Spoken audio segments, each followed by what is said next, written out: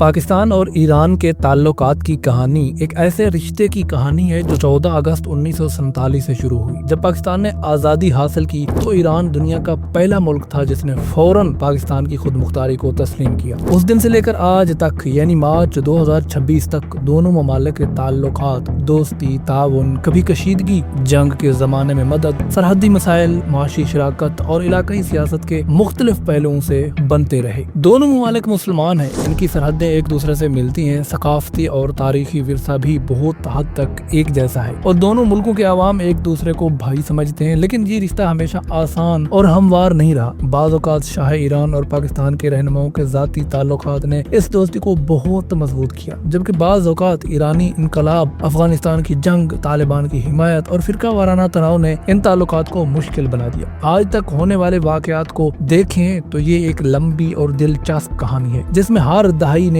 اپنا الگ کردار ادا کیا۔ 1947 میں جب برطانوی ہندوستان تقسیم ہوا اور پاکستان ایک نئی ریاست کے طور پر دنیا کے نقشے پر سامنے آیا تو ایران نے فوراً اسے تسلیم کر لیا۔ یہ تسلیم صرف ایک سفارتی قدم نہیں تھا بلکہ ایک بھائی چارے کے تعلق کی شروعات بھی تھی۔ قائد اعظم محمد علی جناح کی قیادت میں پاکستان نے شروع سے ہی مسلم دنیا کے ممالک کے ساتھ قریبی تعلقات بنانے کی پالیسی اپنائی اور ایران اس پالیسی میں ایک اہم ملک تھا۔ مئی 1950 میں وزیر اعظم لیاقت علی خان اور شاہ محمد رضا پہلوی کے درمیان دوستی اور تعاون کا ایک معاہدہ ہوا۔ اس معاہدے میں دونوں ممالک نے ایک دوسرے کو سب سے زیادہ پسندیدہ قوم کا درجہ دیا، تیل اور گیس کی سستی فراہمی کا وعدہ کیا اور فوجی تعاون کو بڑھانے کا فیصلہ کیا۔ مارچ 1950 میں شاہ ایران پاکستان کا سرکاری دورہ کرنے والے پہلے سربراہ مملکت بنے۔ لاہور اور کراچی میں ان کا بہت گرمجوشی سے استقبال کیا گیا۔ یہ دورہ صرف سفارتی اہمیت نہیں رکھتا تھا بلکہ اس وقت دونوں ممالک کمیونزم کے خلاف بھی ایک ہی سوچ رکھتے تھے۔ 1955 میں ایران اور پاکستان نے بغداد معاہدے میں شمولیت اختیار کی جسے بعد میں سینٹو کہا گیا۔ یہ اتحاد امریکہ کی قیادت میں سوویت یونین کے اثر کو روکنے کے لیے بنایا گیا تھا۔ ایران، پاکستان، ترکی، عراق اور برطانیہ اس اتحاد کا حصہ تھے۔ اس معاہدے کے بعد فوجی، معاشی اور سیاسی تعاون میں مزید اضافہ ہوا۔ پاکستان ایران کو بھارت کے مقابلے میں اپنا قدرتی اتحادی سمجھتا تھا جبکہ پاکستان ایران کو اپنے مشرقی پڑوسی کے طور پر استحکام کی ضمانت سمجھتا تھا۔ 1960 کی دہائی میں دونوں ممالک کی دوستی اور بھی مضبوط ہو گئی۔ 1965 کی پاک بھارت جنگ کے دوران ایران نے پاکستان کی کھول کر مدد کی۔ ایران نے طبی امداد، نرسیں اور تقریباً 5000 ٹن پیٹرولیم پاکستان کو دیا۔ اس کے علاوہ ایران نے بھارت پر تیل کی پابندی لگانے پر بھی غور کیا اور پاکستان کو F-86 طیارے خریدنے میں مدد دی۔ بھارت نے اسے کھلی حمایت قرار دیا۔ اسی دور میں دونوں ممالک کے بلوچستان کے علاقے میں علیحدگی پسند عناصر کے خلاف بھی تعاون کیا کیونکہ ایران کو خدشہ تھا کہ اس کے صوبہ سیستان اور بلوچستان میں بھی ایسے اثرات پھیل سکتے ہیں۔ 1971 کی جنگ میں بھی ایران نے پاکستان کی حمایت جاری رکھی۔ ایران نے ہتھیار، سفارتی حمایت اور معاشی امداد فراہم کی۔ شاہ ایران نے بھارتی کارروائی کو جارحیت قرار دیا اور کہا کہ ایران پاکستان کے ساتھ مکمل طور پر کھڑا ہے۔ اس وقت کے ایرانی وزیر اعظم امیر عباس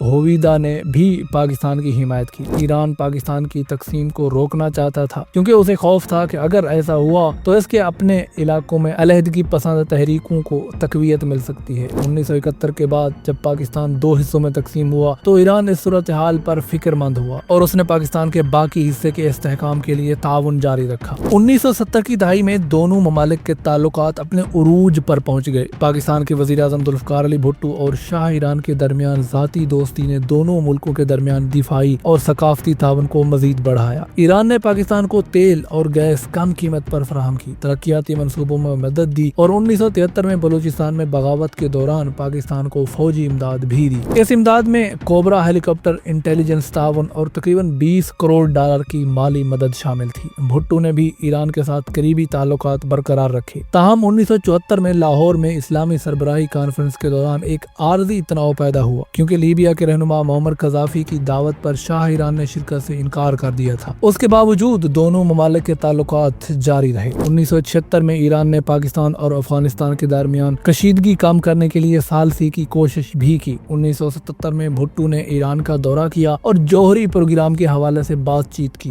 مگر شاہ ایران نے اس معاملے میں واضح حمایت نہیں دی۔ اسی سال جولائی میں جنرل ضیاء الحق نے مارشل لا نافذ کر کے بھٹو کی حکومت ختم کر دی۔ اس کے کچھ ہی عرصے بعد 1979 میں ایران میں انقلاب آیا اور شاہ ایران کی حکومت ختم ہو گئی جبکہ آیت اللہ خمینی کی قیادت میں اسلامی جمہوریہ ایران قائم ہوا۔ پاکستان نے ایرانی انقلاب کو بہت جلد تسلیم تسلیم کیا اور ایران کی نئی قیادت کے ساتھ تعلقات برقرار رکھے۔ مارچ 1979 میں پاکستان کے وزیر خارجہ آغا شاہی نے تہران کا دورہ کیا اور ایرانی وزیر خارجہ کریم سنجابی اور آیت اللہ خمینی سے ملاقات کی۔ دونوں ممالک نے اس بات پر زور دیا کہ ایران اور پاکستان کا مستقبل ایک دوسرے کے ساتھ تعاون میں ہے۔ جنرل ضیاء الحق نے خمینی کو اسلامی بیداری کی علامت قرار دیا، جبکہ خمینی نے پاکستان کے ساتھ اسلامی بنیادوں پر تعلقات کی بات کی۔ تاہم انقلاب کے بعد خطے میں شیعہ سنی تقسیم نے کچھ مسائل پیدا کیے۔ پاکستان میں ضیاء الحق کی اسلامائزیشن پالیسی کو زیادہ تر سنی نقطہ نظر سے دیکھا گیا، جس پر شیعہ برادری کو تحفظات تھے۔ ایران نے پاکستان میں شیعہ برادری کے ساتھ اپنے تعلقات مزید مضبوط کیے، جبکہ سعودی عرب نے سنی گروپس کی حمایت کی۔ اسی طرح پاکستان کسی حد تک سعودی عرب اور ایران کے درمیان فرقہ وارانہ اثر و رسوخ کی کشمکش کا میدان بن گیا۔ 1980 کی دہائی میں ایران اور عراق کے درمیان ایک طویل جنگ شروع ہو گئی۔ پاکستان نے سرکاری طور پر غیر جانبداری اختیار کی، مگر عملی طور پر ایران کے ساتھ مختلف سطحوں پر تعاون جاری رکھا۔ اسی دوران افغانستان میں سوویت یونین کے خلاف جنگ بھی جاری تھی۔ پاکستان اور ایران دونوں نے افغان مجاہدین کی حمایت کی، مگر دونوں کے پسندیدہ گروپس مختلف تھے۔ ایران نے شیعہ، ہزارہ اور تاجک گروپس کی حمایت کی، جبکہ پاکستان نے زیادہ تر سنی پشتون گروپس کو سپورٹ کیا۔ 1999 میں سوویت یونین کے انخلاء کے بعد افغانستان میں خانہ جنگی شروع ہوئی اور اس دوران دونوں ممالک کے درمیان اختلافات بڑھ گئے۔ 1990 کی دہائی میں پاکستان نے طالبان کی حمایت کی، جبکہ ایران نے شمالی اتحاد کا ساتھ دیا۔ 1998 میں مزار شریف کے واقعے نے دونوں ممالک کو تقریباً جنگ کے دہانے پر پہنچا دیا، جب طالبان نے 9 ایرانی سفارتکاروں سمیت کئی ایرانی شہریوں کو قتل کیا۔ ایران نے اپنی 3 لاکھ فوج سرحد پر جمع کر لی اور سخت رد عمل کا اندیا دیا، مگر حالات بعد میں قابو آ گئے۔ بعد کے برسوں میں دونوں ممالک نے تعلقات کو بہتر بنانے کی کوشش کی۔ بے نظیر بھٹو کے دور میں ایران کے ساتھ رابطے بڑھائے گئے اور گیس پائپ لائن منصوبے پر بات چیت شروع ہوئی۔